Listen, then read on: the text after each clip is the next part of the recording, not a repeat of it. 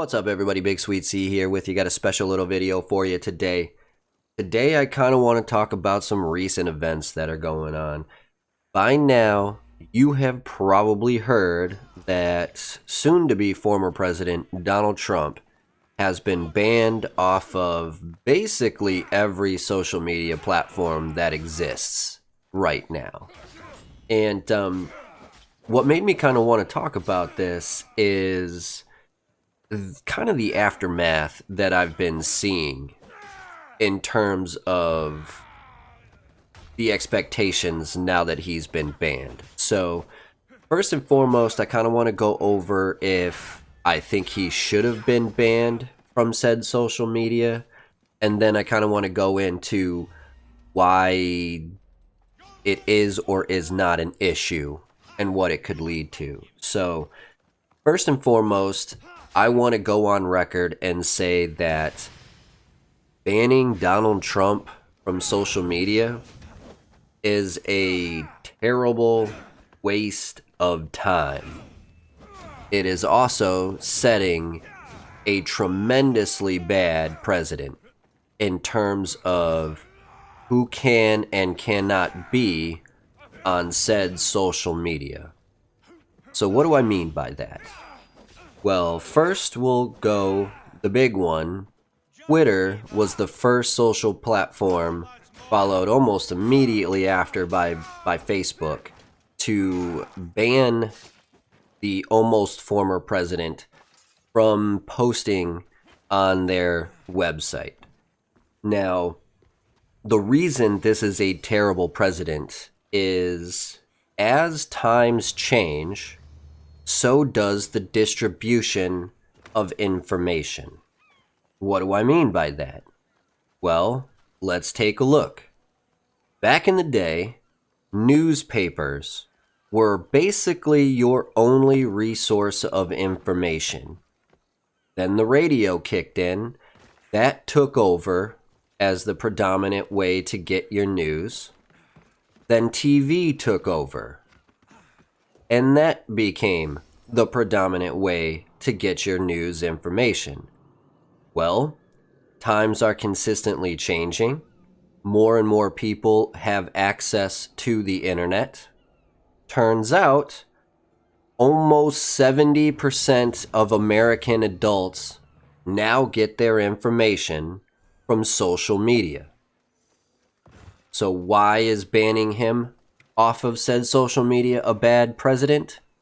Because now you are allowing big tech companies to decide whether so-and-so is legitimate news or so-and-so is not legitimate news. That can be a terrible thing because if anybody's been paying attention, a lot of these companies are privately owned. A lot of these companies that are privately owned are owned by mega rich CEOs that have a lot of political influence. Mark Zuckerberg, for example. Jeff Bezos, for example. Bill Gates, for example. All of these people not only own, quote unquote, own these companies, they also have deals with the American government to provide functions for them. Amazon is owned by Jeff Bezos. Jeff Bezos also owns the Washington Post. Jeff Bezos also has a $600 billion deal with the military-industrial complex. If you are letting him choose who and who cannot be on his social media platform, it's not hard to assume that he's only going to allow pro-military industrial complex voices to be broadcast.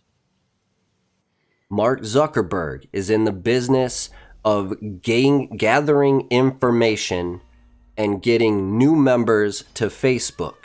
That's how he makes his profit, is through shares of Facebook being worth more money. if you give him the ability to choose who can and who cannot post on Facebook, he is only going to allow pro-Facebook posts to be posted. It's not rocket science. It's common sense. If you only let certain people say or say not what you want them to, you're only going to get one side of the story. This wouldn't be such an issue if news was generated and provided in more distributed ways, but the future is the future. There's no stopping it. People have internet on their phones. They have social media on their phones.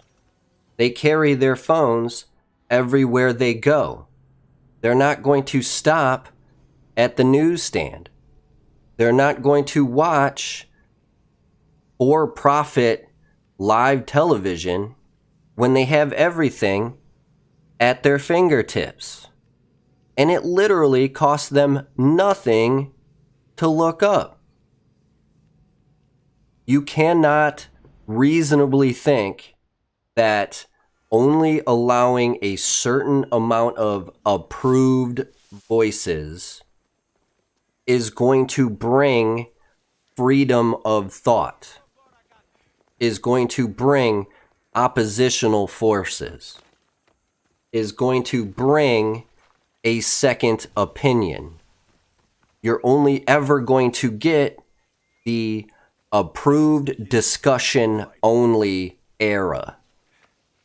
And it is a horrendous thing to imagine. Imagine this. You have a group of protesters. It's the middle of the winter, and they are peacefully protesting the Dakota Access Pipeline. A military army then decides to open up and hose them down with freezing cold water. This happened. This was all done under Barack Obama's administration. He didn't say, hey, you know what? The police in Dakota can no longer say anything on Twitter. In fact, they actually went out and tried to blame the water on the fact that the protesters had started fires.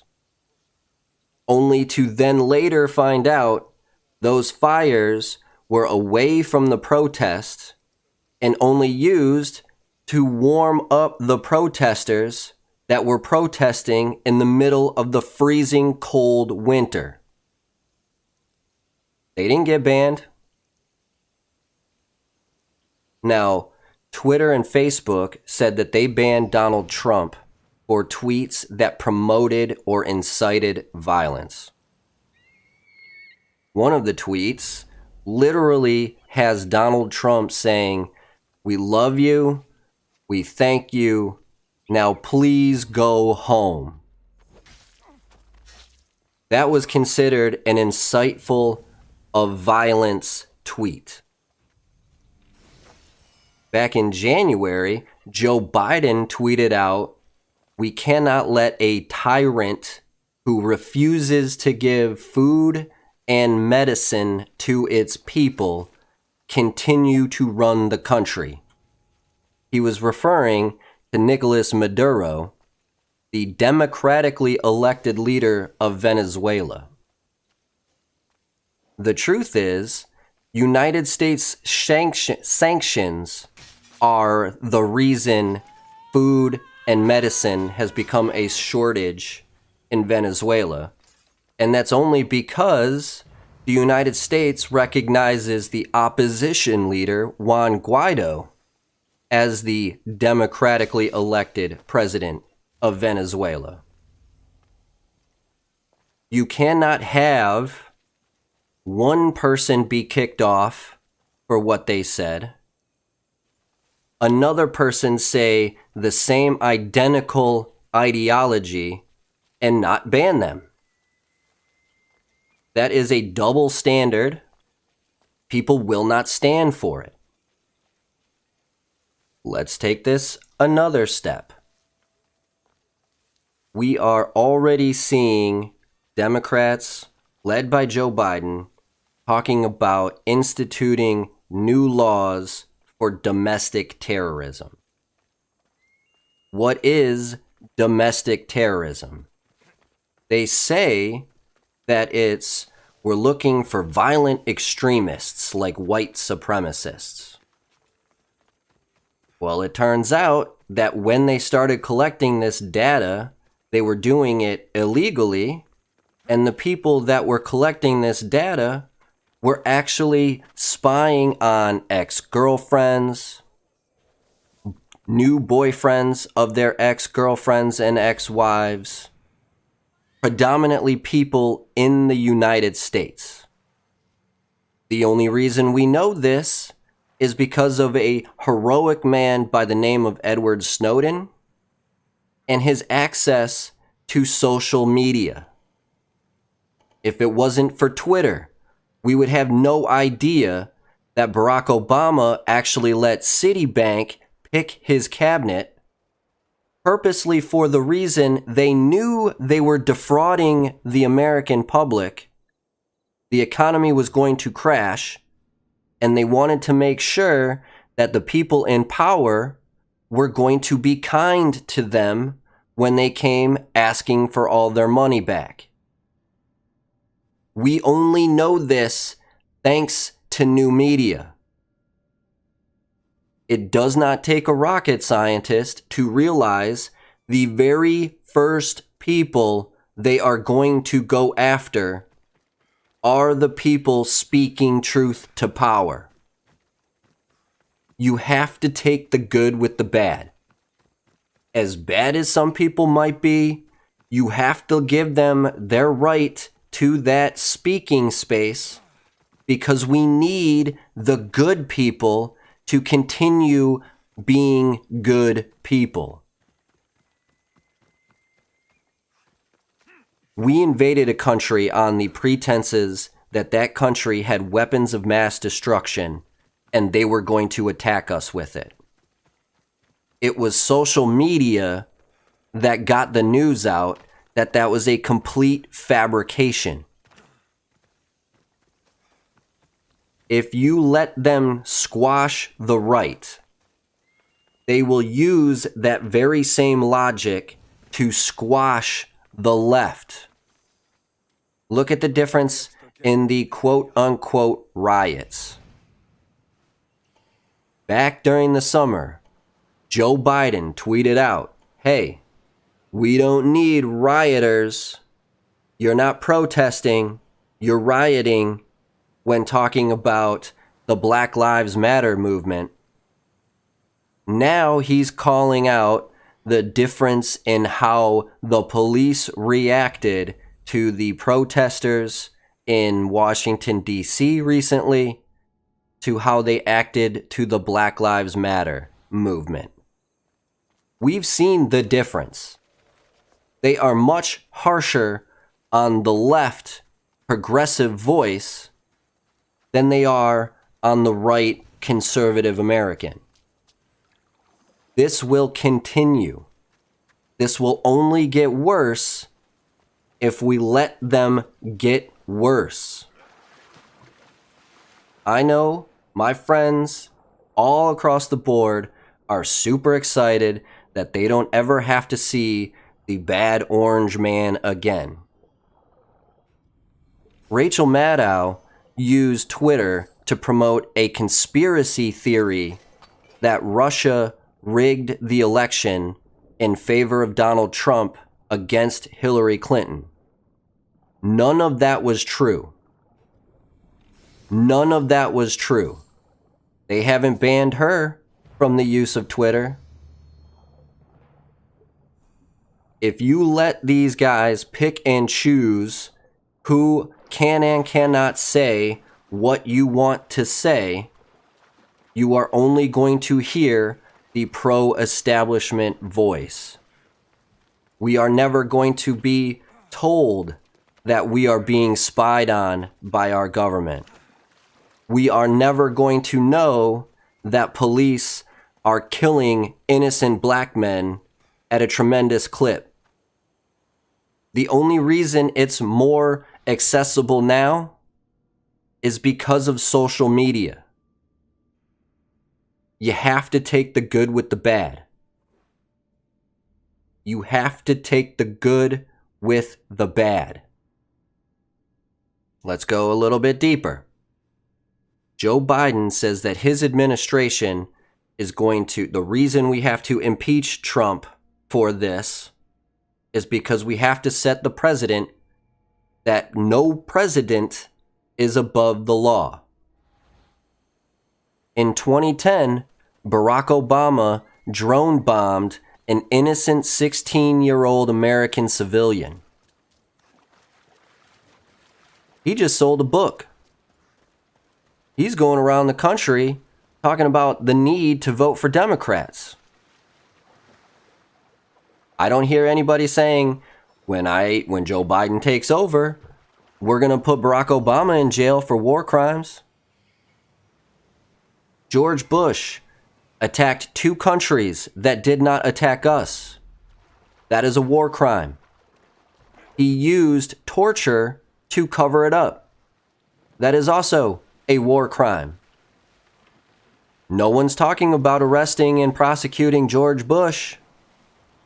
The only reason we even know this took place: social media. I know it's not the popular thing to say. I know it's not what people want to hear. But the truth is, you have to take the good with the bad. You have to allow the bad so you don't disrupt the good. There's a president there. There's a hypocrisy there. If you pick one side consistently over the other, the trust in that institution is going to deteriorate. That's exactly what we're seeing now. The reason people don't watch the news on TV, the reason people don't read the news in newspapers, is because they do not trust those sources. And while not every website on the internet can be trusted, people are going to the internet for information. If you only ever give them one side of the story, they're going to immediately distrust that platform. What do you get instead? You get KKK groups meeting, formed as an AA meeting, discussing the next protest. You have to give everybody a place to vent. Otherwise, it is going to come out in more extremist, violent ways. There is literally no difference from silencing social media accounts to what the Nazis did in the 30s when they were burning books written by opposition leaders. You are trying to form a narrative. They are trying to fit everybody into a mold, and if you don't fit into that mold, you're going to be banned. What's the one thing that every terrorist has in common? They want attention. If they don't get attention through their tweets, where do you think they're going to go next? You want your safe space to be part of the LGBTQ community. You want your safe space to be a furry. You don't want these guys to have their safe space. Where do you think they're going to go? I know it sounds like I'm sticking up for them, I am not sympathizing with them, to be honest with you. I'm actually, I don't want to say it, but I have no sympathy for the lady who was shot when she tried to break into the White House. I'm actually kind of surprised there weren't 50 dead people and just 5. But you cannot expect to take away all of their safe spaces and they're not going to retaliate in some capacity. We can't just ship them out of the country. Better to have them online talking about nonsense than in your front yard with a gun.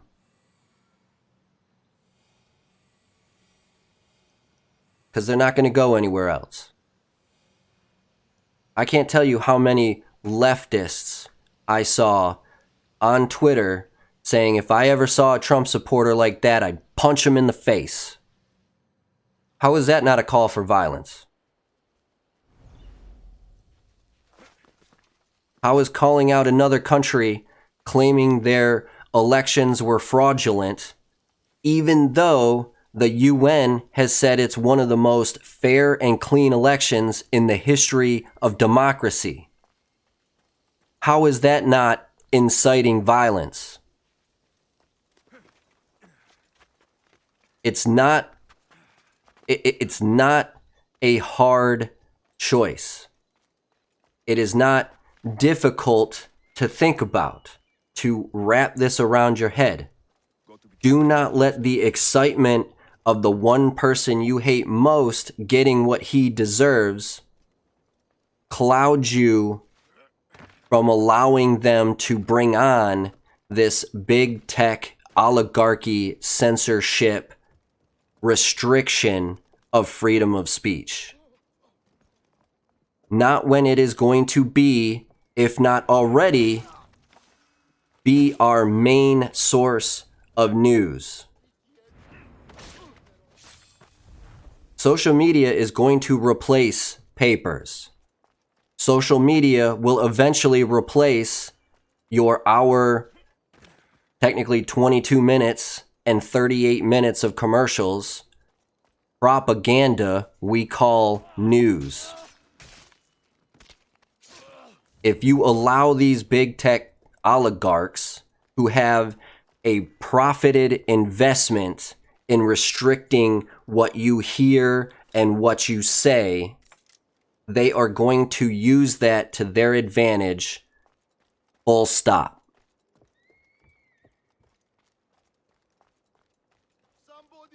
That's really all I wanted to say on this. I tried to keep it, I hope, I hope it didn't come along as too preachy there. I was trying to, keep myself calm because I didn't want to start yelling and screaming and stuff.